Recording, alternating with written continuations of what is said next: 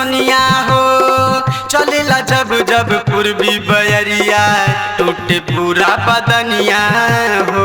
टूटे पूरा बदनिया काहे दूरे दूर रहेला कैला थोड़ा किसनिया हो चलेला जब जब पूर्वी बयरिया टूटे पूरा बदनिया हो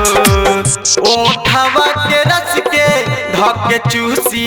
राजा जी डाली वो घर में हमारा मूसर धनवा टूटी राजा जी डाली वो घर में हमारा मूसर धनवा टूटी राजा जी राजा कब से पड़ल बहबर राजा कब से पड़ल बहबर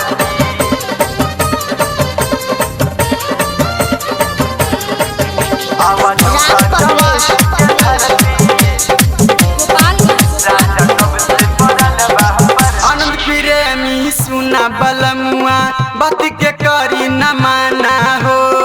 जोश में होश गवादा नयापन लूटा पूरा खजाना हो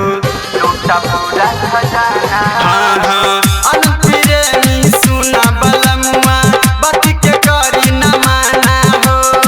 जोश में होश गवादा नयापन लूटा पूरा खजाना हो भारतीय नमोल दे दीदिया नवा राजा जी डाली वो घर में हमारा मूसर धनवा टूटी राजा जी डाली वो घर में हमारा मूसर धनवा टूटी राजा जी ना तो धर्मेंद्र महरैया के बुला ली।